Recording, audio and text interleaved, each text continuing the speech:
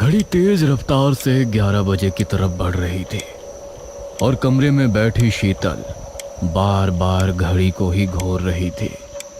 इतनी परेशानी चल रही है घर में। ये मोहन ना तो मिलने आ रहा है ना कोई संदेश भेज रहा है।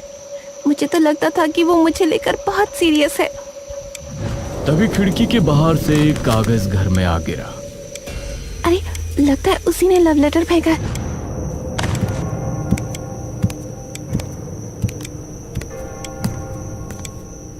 उसने कागज को उठाया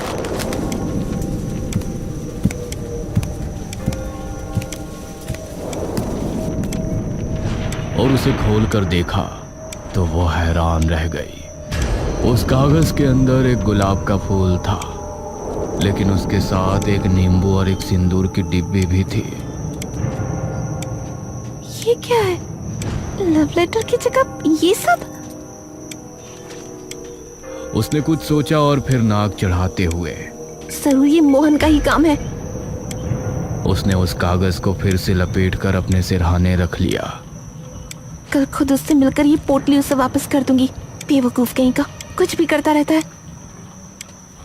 उसने आंखें बंद की और नींद की आगोश में चली गई। करीब 1 घंटे बाद उसे अपने पैरों पर कोई गीली चीज रेंगती हुई महसूस हुई। वो चौंकते हुए जागी तो उसकी आंखें खौफ से बड़ी हो गई। उसने देखा कि एक भयानक शैतान उसके ठीक सामने जमीन पर बैठा हुआ है। उसके सर पर 2 बड़े बड़े घुमावदार सींग हैं और एक भी बाल नहीं है। उसकी चमड़ी बहुत ही भयानक है।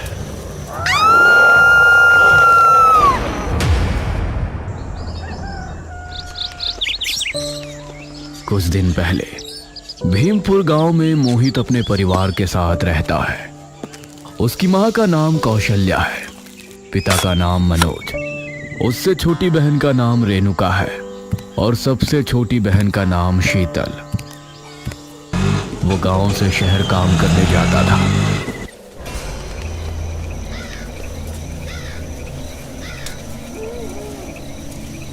एक शाम मोहित अपने काम से घर को लौट रहा था। आज तो बहुत काम था ऑफिस में, बहुत थकावट हो रही है। तभी उसने देखा कि एक लड़की झाड़ियों से लकड़ी बीन रही है। अरे इतनी सर्द रात में ये लड़की। वो उस लड़की के करीब गया तो उसने देखा लड़की की आंखों में आंसू है। अरे रो क्यों रही है आप? क्या परेशानी है आपको? माफ कीजिए, मैं बहुत परेशान हूँ। अगर मैंने आग का इंतजाम नहीं किया तो मेरी माँ जिंदा नहीं बचेगी। ये सुनकर अब मोहित भी उसकी मदद के लिए आगे बढ़ गया। उसने भी कुछ लकड़ियां इकट्ठा की।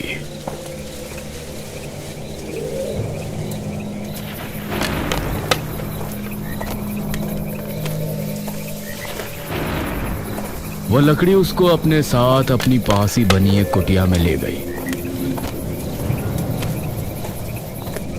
जहां खाट पर उसकी मां लेटी थर थर कांप रही थी। अरे इनकी तो बहुत हालत खराब है। मोहित ने अंगीठी में लकड़ियां डाली और आग जलाई। आग के जलने पर उस बूढ़ी को राहत मिली तो उसके चेहरे से दर्द खत्म हुआ।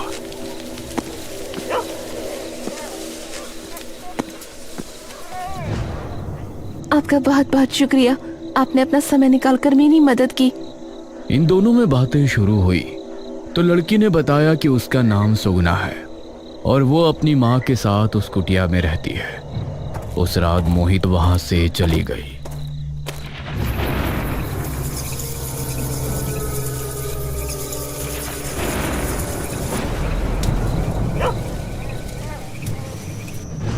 घर आकर मोहित उसी के बारे में सोचने लगा। माँ, आज मेरी मुलाकात एक लड़की से हुई।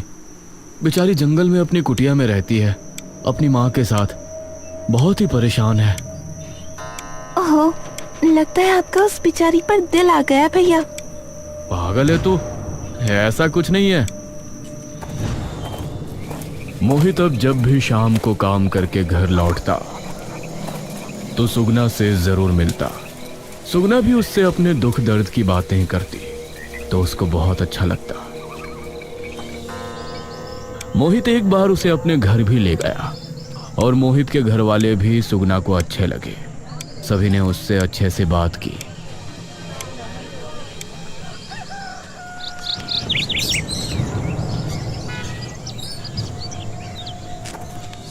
सुगना, कुछ दिनों बाद वैलेंटाइंस डे आ रहा है, उसके बारे में तुमको कुछ पता है? वैलेंटाइन क्या? अरे वैलेंटाइंस डे, प्यार का दिन। कहते हैं कि वो प्यार करने वालों के लिए एक खास दिन होता है। अगर आप किसी से प्यार करते हो तो उस दिन उसे अपने दिल की बात कह सकते हो। ये सुनकर सुगना का चेहरा लाल हो गया।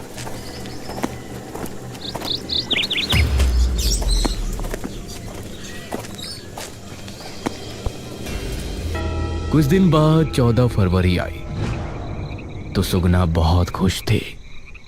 आज मोहित आएगा तो मैं आज उससे अपने दिल की बात कह दूंगी। लेकिन उस दिन मोहित उसके पास पहुंचा ही नहीं। 8 बज गए, ये मोहित कहाँ रह गए? रोजाना तो 5:30 बजे के करीब आ जाते हैं। अगर आज नहीं बोल पाई तो कभी नहीं बोल पाऊंगी। सुगना खुद ही उसके घर की तरफ चल दी। उसने अपने हाथ में एक गुलाब भी छिपाया हुआ था जिसे वो आज मोहित को देने वाली थी।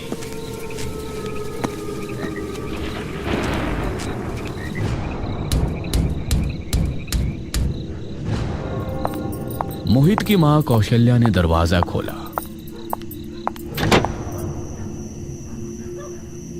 अरे सुगना बेटा, तुम आओ आओ, अंदर आओ। और उसे घर के अंदर लिया।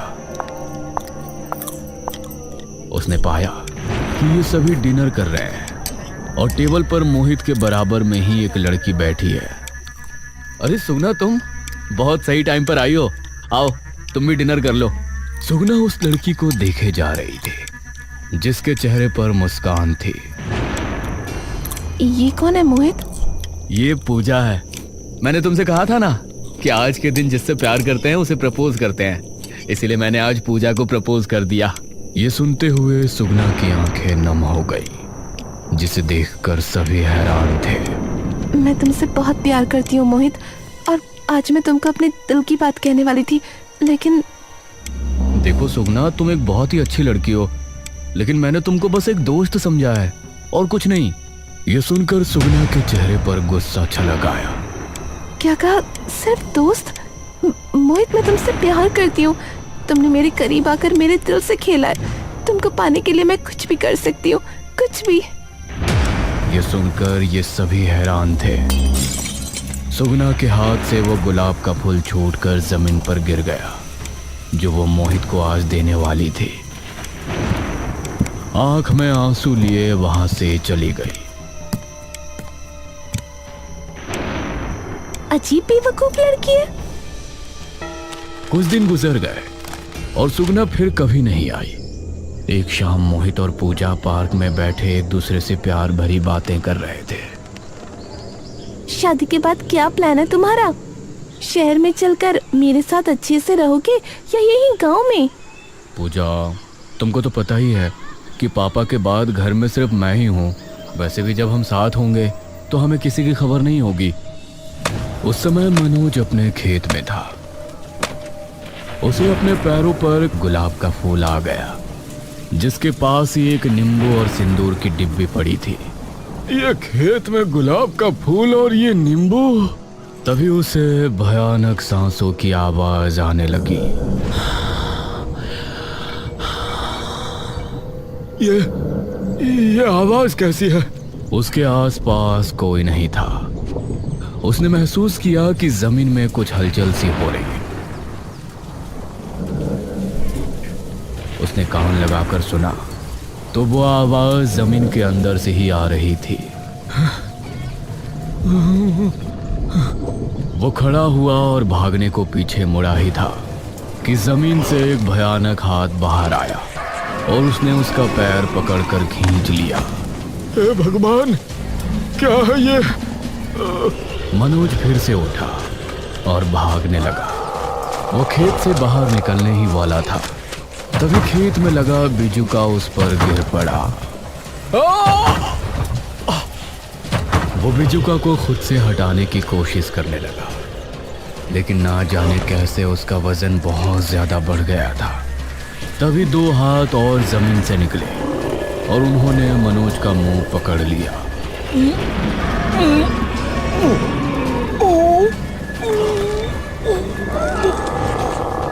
कुछ ही पल में उन हाथों ने मनोज को पूरी तरह से जमीन में खींच लिया और चारों तरफ अंधेरा छा गया। इस तरफ मोहित ने पूजा को उसके घर छोड़ा और फिर अपने घर पहुंचा।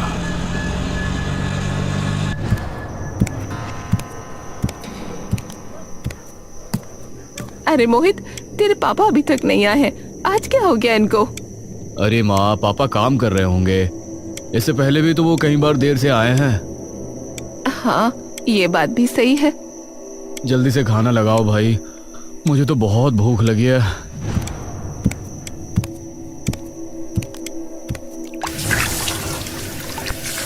सभी हाथ मुंह धोकर खाने की टेबल पर पहुंचे।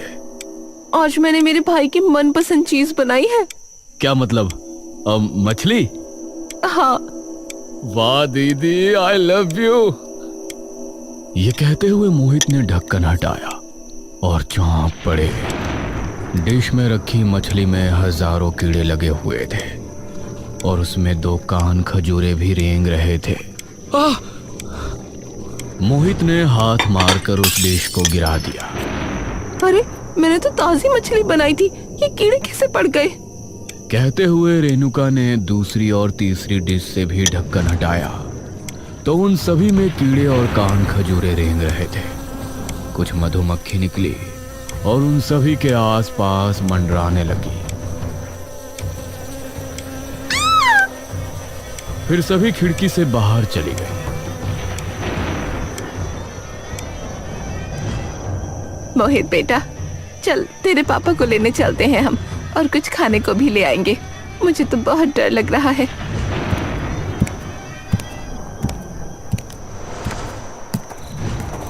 रेणुका और शीतल को घर छोड़कर मोहित अपनी मां के साथ खेत पर पहुंचा, लेकिन वहां मनोज कहीं नजर नहीं आया।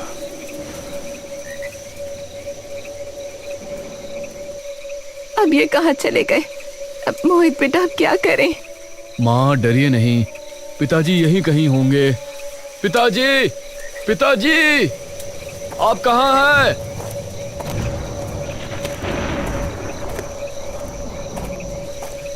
मोहित ने खेतों में घुसकर अच्छे से देखा तो अचानक उसका पैर किसी चीज से टकराया। उसने नीचे देखा तो वो हैरान रह गया, क्योंकि वो एक हाथ था जो जमीन से बाहर आ रहा था। हे भगवान! मोहित ने वहां की मिट्टी हटाई तो उसके अंदर से मनोज का शव बाहर आया। अपने पिता की इतनी दर्दनाक मौत देखकर मोहित और कौशल्या दहाड़े मारकर रो पड़े। पिताजी!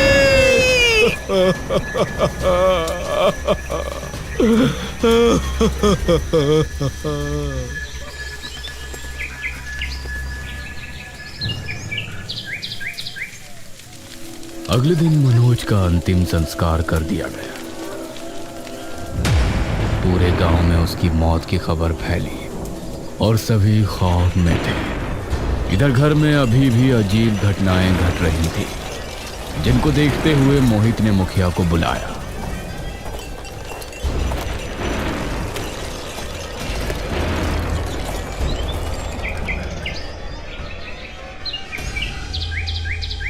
कौशल्या, तुम्हारे घर पर जरूर कोई बुरा साया है। मैं कल ही अच्छे से तांत्रिक को बुलाकर पता लगाने की कोशिश करता हूं कि तुम्हारे परिवार के साथ जो कुछ भी हो रहा है उसके पीछे वजह क्या है।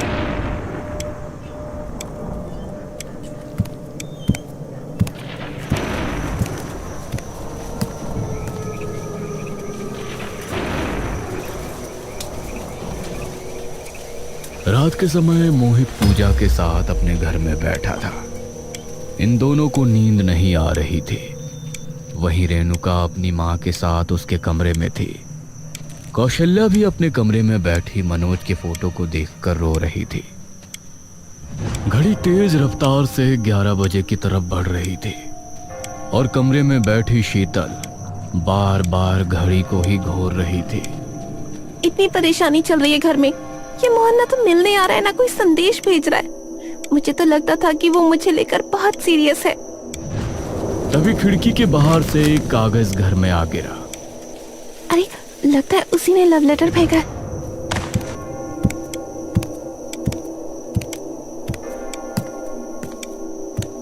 उसने कागज को उठाया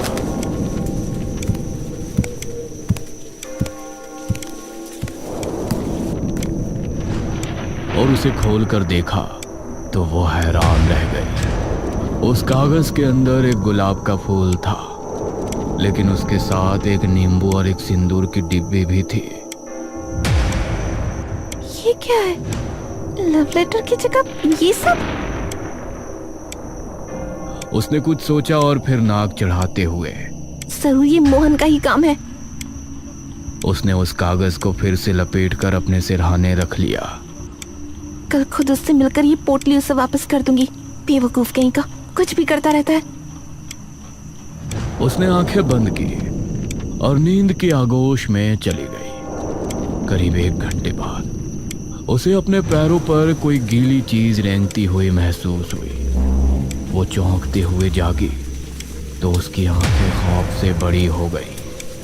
उसने देखा कि एक भयानक शैतान उसके ठीक सामने जमीन पर बैठा हुआ है। उसके सर पर 2 बड़े बड़े घुमावदार सींग हैं और एक भी बाल नहीं। उसकी चमड़ी बहुत ही भयानक है।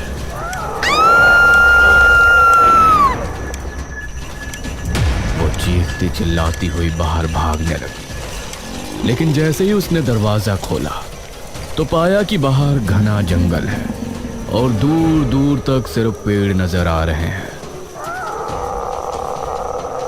मैं तो घर में थी, ये कमरा, यहाँ जंगल कैसे आ गया?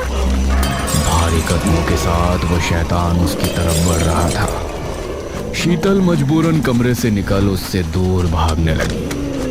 उसने पीछे मुड़कर देखा तो वो शैतान उसका पीछा कर रहा था।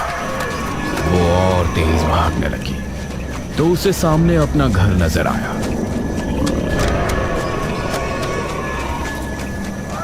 ये क्या? मेरा घर तो सामने है। उसका दिमाग घूम रहा था। उसके सोचने समझने की क्षमता खत्म हो गई थी। वो तेजी से भागती हुई उस घर में घुस गई। मम्मी, भैया। घर में उसे कहीं कोई नजर नहीं आया। वो अपनी माँ के कमरे में गई तो उसने वहां वही शैतान को खड़ा हुआ पाया। उस शैतान के मुंह से हरा धुआं निकला जिसने उसे चारों तरफ से घेर लिया। बाकी तीनों सदस्यों को इसकी कुछ खबर नहीं थी कि शीतल के साथ क्या हो रहा है। ना ही उनको उसके चीखने चिल्लाने की आवाज सुनाई दे रही थी।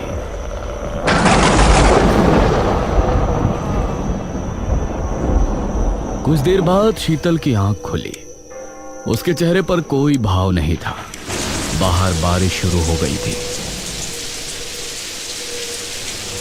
वो खिड़की से बाहर कूद गई। अरे रेनू का बेटा, बाहर कपड़े सूखने डाले हुए थे, उन्हें उतार लाओ। रेणुका कपड़े उतारने मोहित के साथ घर से बाहर निकली तो सामने का मंजर देखकर दोनों की आंखें हैरानी से फटी रह गई। शीतल मिट्टी के ढेर के पास बैठी हुई है। उसके दोनों हाथों में कान खजूरे हैं। शीतल? शीतल ने उन दोनों की तरफ देखा और फिर भयानक मुस्कान दी।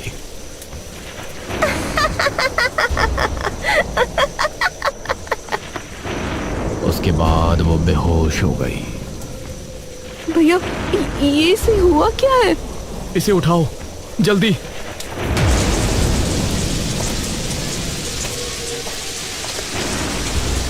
मोहित ने उसे उठाया और फिर कमरे में ले आया।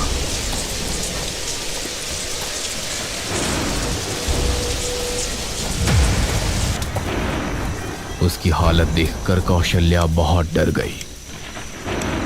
माँ, अब हम और देर नहीं कर सकते। मैं अभी मुखिया जी को बुलाकर लाता हूँ।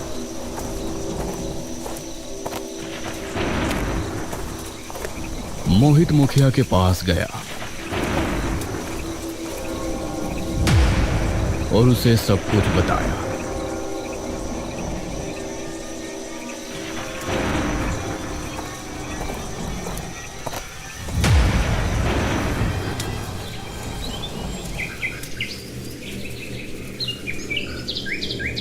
अगली सुबह मुखिया उस तांत्रिक को साथ लिए मोहित के घर पहुंचा।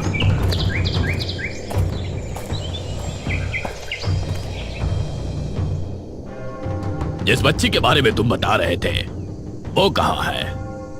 जी, वो मेरी छोटी बेटी शीतल अपने कमरे में है।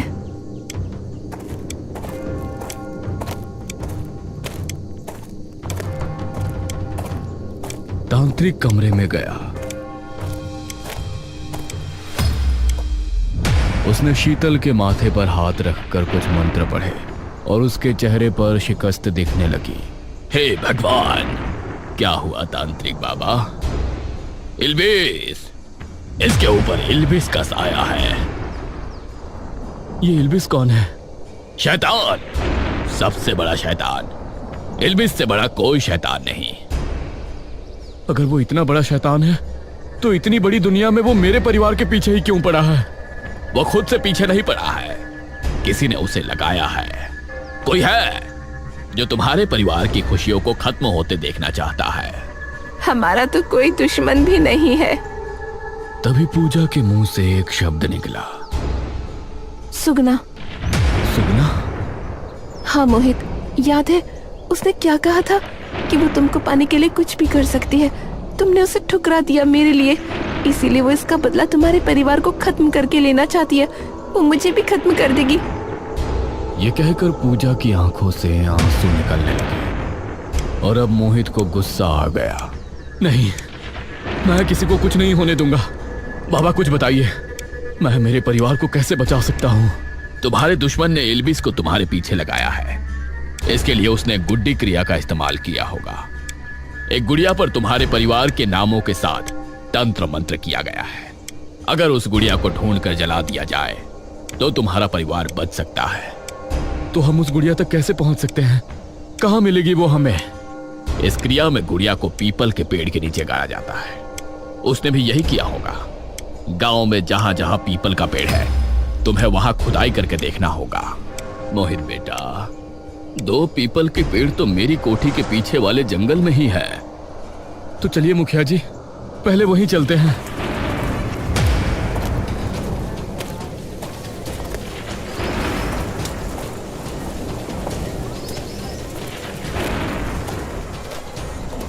मोहित पूजा, मुखिया और तांत्रिक को लेकर मुखिया के घर के पीछे वाले जंगल पहुंचा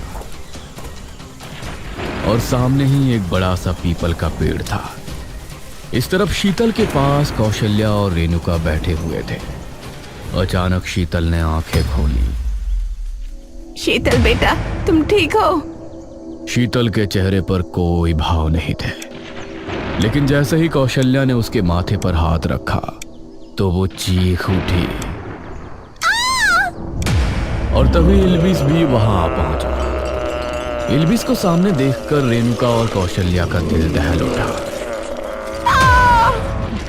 इस तरफ दोनों ने पेड़ के नीचे खुदाई शुरू की। हे भगवान, उस गुड़िया को यही होना चाहिए। मोहित ने पेड़ के चारों ओर खुदाई की, लेकिन गुड़िया नहीं मिल रही थी। अब बस कुछ ही हिस्सा बाकी था। मोहित, मुझे नहीं लगता कि यहाँ कोई गुड़िया है। बस ये जगह और रह गई है, यहाँ मिल गई तो ठीक है। मोहित ने आखिरी हिस्से पर खुदाई की तो वहां उसे गुड़िया मिल गई। मिल गई। उसने गुड़िया को निकाल कर देखा तो आधी गुड़िया गायब थी। अरे, आधी गुड़िया तो गायब है। लगता है ये वो गुड़िया नहीं है। चलो चलकर कहीं और देखते हैं। नहीं, इसका मतलब है कि उसने जानबूझकर गुड़िया को 2 हिस्सों में दफनाया है, जिससे कि अगर उसके बारे में पता भी चल जाए तो कोई उसे ढूंढकर जला ना सके। दूसरा हिस्सा भी यही होगा। ठीक से देखो। जी बाबा। मोहित ने अब और खुदाई की तो उसको गुड़िया का बाकी हिस्सा भी मिल गया। बहुत अच्छे, अब जल्दी से घर जाओ। उसे घर के अंदर ही जलाना होगा, तभी जादू का असर खत्म होगा। अब ये सभी वापस घर की तरफ रवाना हुए। बाबा, क्या इस गुड़िया को जलाने से इब्लीस मर जाएगा? नहीं, उसे कोई नहीं मार सकता। इस गुड़िया को जला देने से इल्बिस तुम्हारे घर को छोड़ देगा, और जिसने तुम्हारे परिवार की आत्माओं का सौदा किया था वो उसकी आत्मा को मारकर अपने साथ ले जाएगा।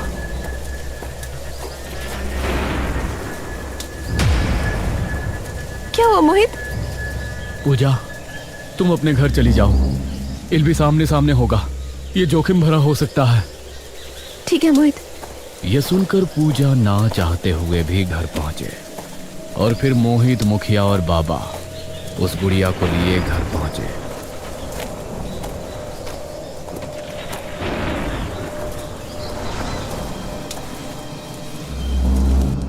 इन्होंने देखा कि शीतल छत से उल्टी लटकी हुई थी। कौशल्या और रेणुका घर के एक कोने में खड़ी कांप रही थी, और इल्बिस उनकी तरफ बढ़ रहा था। रुक जा इल्बिस।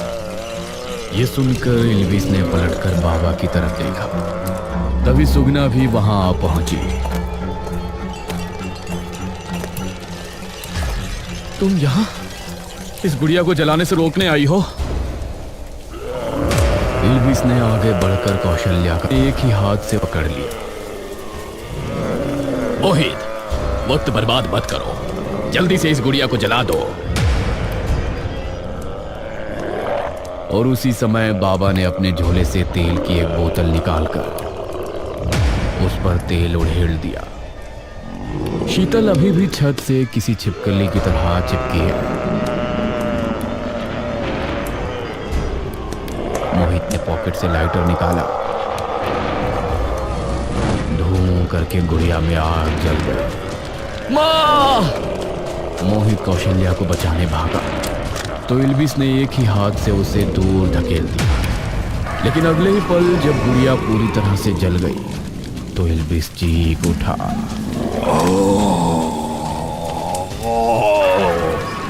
और उसने कौशल्या को छोड़ दिया।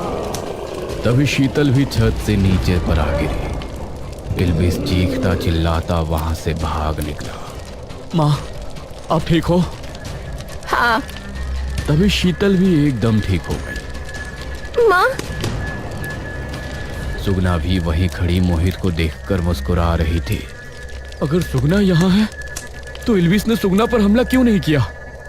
इसका मतलब है कि सुगना ने तुम्हारे घर पर जादू नहीं किया था। ये सुनकर सभी हैरान रह गए। तो फिर किसने किया? तभी सबने देखा, सामने से इल्बिस पूजा के घर से निकलकर आ रहा है। उसे देखकर मोहित की हैरानी का ठिकाना नहीं था। इल्बिस उसी जगह आकर खड़ा हुआ जहां गुड़िया को जलाया गया था, और फिर आंखें बंद करते ही गायब हो गया। मतलब पूजा ने ही जादू किया था? लेकिन क्यों? मैं तो उससे ही शादी करने वाला था। मैं तुमको यही बताने यहाँ आई थी। मैंने पूजा के बारे में पता किया था। उसने पहले भी कई लड़कों को अपने जाल में फंसाया। उसकी ख्वाहिश थी कि वो अपने पति के साथ शहर जाकर रहे अकेले, लेकिन गांव में कोई भी लड़का इस बात के लिए तैयार नहीं था। उसे लगा होगा कि तुम्हारे परिवार वाले भी तुमको बाहर नहीं जाने देंगे, इसीलिए उसने मेरे परिवार को मारने के लिए ये जादू किया, जिससे मेरा अपना उसके अलावा कोई ना रहे, और उसकी बात मानकर मैं शहर जा सकूं। मुझे माफ कर दो सुगना, मुझसे गलती हो गई। अब मैं चलती हूँ। मोहित ने सुगना का हाथ पकड़ उसे रोक लिया। नहीं सुगना, मैं तुमसे प्यार करता हूँ, या ये कहूँ कि अब करने वाला हूँ। मैं तुमसे शादी करना चाहता हूँ, प्लीज ना नहीं कहना। ये कहकर मोहित ने सुगना को गले से लगा लिया, और फिर सुगना के चेहरे पर भी मुस्कान छलक आई।